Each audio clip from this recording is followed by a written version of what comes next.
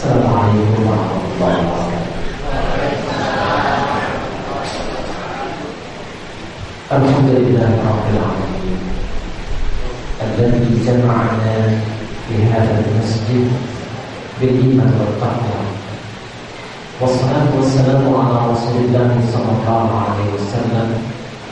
Alladzi nabbahna fi kulli ta'liqihi wa fi kulli khutatihi بذكر قوله تعالى أعوذ بالله من الشيطان الرجيم بسم الله الرحمن الرحيم يا أيها الذين آمنوا اتقوا الله حق تقاته ولا تموتن إلا وأنتم مسلمون وقال يا أيها الناس اتقوا ربكم الذي خلقكم من نفس واحدة وخلق منها زوجها وبث منهما رجالا كثيرا ونساء واتقوا الله الذي تساءلون به والأرحام إن الله كان عليكم رقيبا. Bapak Ibu yang tanpa kecuali saya bermohon kepada Allah semoga selalu diberikan kesehatan, kemuliaan dan keberkahan dalam aktivitas. Kita awali jumpa kita di malam ini dengan bersama-sama bersyukur kepada Allah Subhanahu wa Ta'ala. Ini penting karena di antara sekian umat manusia, miliaran manusia yang masih diberikan nafas oleh Allah untuk hidup hingga di malam ini, ternyata kita di antara yang dipilih oleh Allah, digerakkan, dibimbing untuk datang ke masjid ini, bertolak dengan ilmu, sekaligus belajar mendekatkan diri kepada Allah Subhanahu wa Ta'ala melalui persiapan Ramadan dan mengingat peristiwa Isra dan Mi'raj. Semoga dengan itu kita dimelukkan ke dalam hamba-hamba yang mendekat kepada Allah Subhanahu wa Ta'ala, sekaligus dibimbing olehnya untuk selalu mendapatkan hidayah dan taufik. Saya ingin memberikan satu pesan. Syukur itu tidak sekedar mengucapkan alhamdulillah. Tidak sedikit orang keliru kalau disebutkan syukur maka yang dimaksud mengucapkan alhamdulillah. Yang dimaksud dengan syukur dalam agama adalah ungkapan akan nikmat yang kita peroleh dengan cara meningkatkan kualitas atau kualitas ibadah terkait nikmat itu. Jadi kalau Allah bisa memberikan kita nikmat mulut yang sehat, maka bentuk syukurnya dengan cara meningkatkan kualitas pembicaraan kita mengarah kepada yang baik. Disyukur atas nikmat lisan yang sehat adalah bertutur dengan baik, tidak berbohong, tidak berdusta. Bersyukur atas nikmat tangan yang baik dengan cara menggunakan tangan ini pada yang baik-baik. Tidak mengambil hak orang lain, tidak memukul sembarangan. Syukur namanya. Syukur kita setelah dihimpun di tempat ini, di antara cara yang mungkin kita bisa tampilkan kepada Allah adalah dengan cara insya Allah mempererat silaturahim di antara kita. Yang kedua, belajar mengamalkan apa yang nanti insya Allah akan kita pelajari. Ibu bapak sekalian, sebelum kita bahas materi tentang Isra Mi'raj dan Taufik ini, saya ingin menyampaikan satu kegelisahan dulu. Saya menerima surat dari panitia beberapa pekan yang lalu, memohon kesediaan untuk menyampaikan dua materi sekaligus. Satu Isra Mi'raj, yang kedua tentang Taufik kemohon. Dua permohonan ini sebetulnya bagus, unik. Cuma yang membuat saya gelisah, biasanya materi Isra Mi'raj saja itu paling singkat minimal bisa 2 jam. Tapi di Ramadan, kalau mau benar pembahasannya minimal juga 2 jam. Sekarang kalau kita mulai 8:30, kalau mau mengambil yang paling purna itu baru selesai 1:30. Saya bisik-bisik dengan Pak Ustaz Haji Hamid, Ustaz, saya bilang sampai jam berapa? Ustaz ini biasanya sih sampai 9:30 atau jam 10. Kira-kira sampai jam berapa kita mulai? Tapi di suratnya bagus sampai selesai gitu. Walaupun pas naik mimbar ada tulisan maksimum ceramah 20 menit.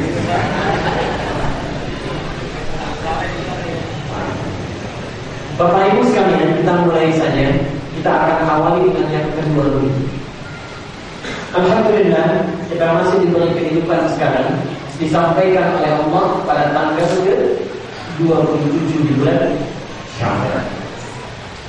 Orang Arab itu sebelum datang Islam, kalau menamai satu peristiwa, satu nama, satu waktu, itu tidak sekedar memberikan nama, tapi ada hikmah kandungan makna di balik nama itu. Contoh, tahun kelahiran Nabi dikenal dengan tahun apa? Tahun gajah. Kenapa disebut tahun gajah? Karena persis pada saat itu datang sekelompok rombongan dipimpin Raja Abraham dari Yaman dengan mengendarai gajah dengan tujuan menghancurkan Ka'bah. Dikenal dengan tahun gajah. Bulan ini Sya'ban. Kenapa dinamakan Sya'ban? Sya'ban itu penamaannya datang bukan pada masa ketika Nabi lahir, bukan saat Islam mulai diturunkan di masa Nabi. Bahkan Ramadan sekalipun namanya bukan lahir ketika Islam dan ibadat puasa mulai diturunkan tanggal 20 Islam.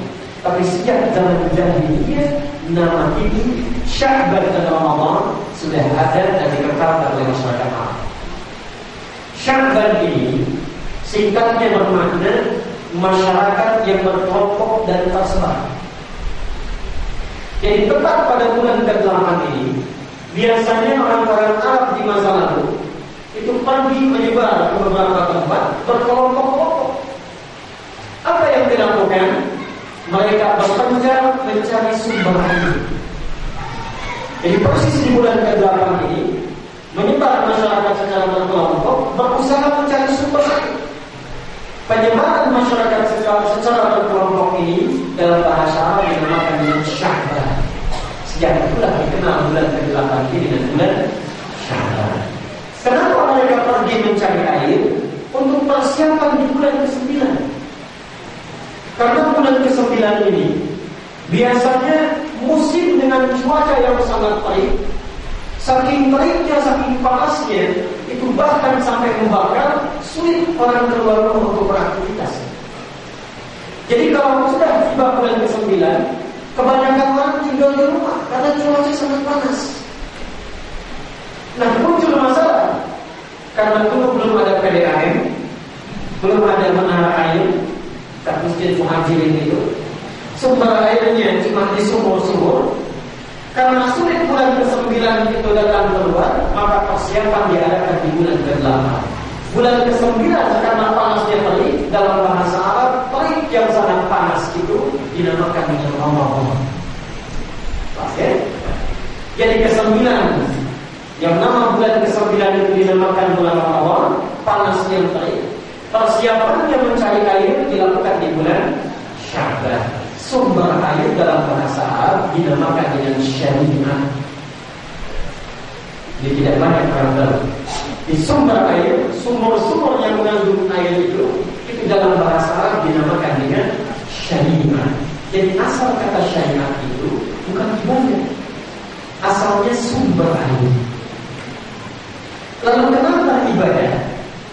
Salat, puasa, zakat, haji, seluruh praktek ritual yang diturunkan oleh Allah melalui wahyu dinamakan juga dengan syariat.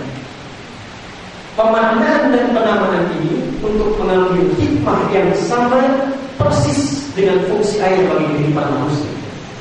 Kalau air diantaranya adalah fungsi yang menjadikan manusia hidup secara fisik, tanpa air manusia tidak bisa hidup fisik. Satu-satunya makhluk di muka bumi ini yang tahan hidup 3 bulan tanpa minum itu cuma satu, unta. Cuma satu unta. Jadi kalau ada bapak-bapak yang tahan minum sampai 3 bulan itu sama dengan, bukan saya yang bilang begitu. Jadi karena air itu sumber kehidupan secara fisik, sedangkan agama itu sumber kehidupan bagi roh. Jadi seseorang bisa hidup secara fisik, kalau dia tidak beribadah kepada Allah, mengambil sumber wahyu, maka rohnya tidak hidup dalam keadaan tenang. Karena itulah di Quran, seluruh gambaran-gambaran ibadah selalu dilambangkan dengan air. Allah menurunkan air dari langit, menjadikan tanah yang kering menjadi hidup. Allah menurunkan wahyu dari langit, menjadikan hati yang tadinya sempit kembali luas. Jiwa tempat roh berada yang tadinya sempit menjadi hidup kembali. Karena itulah nilai-nilai ibadah dinamakan juga dengan syariah. Salat syariah, puasa syariah, zakat syariah, haji juga syariah. Seperti fisik manusia tidak bisa hidup kalau tanpa air, sumbernya dinamakan syariah. Roh manusia juga tidak akan tenang dan hidup dengan damai kalau dia tidak meminum air-air syariah yang datang dari wahyu Allah Subhanahu wa Ta'ala. Bapak Ibu sekalian, kenapa ini penting dibahas?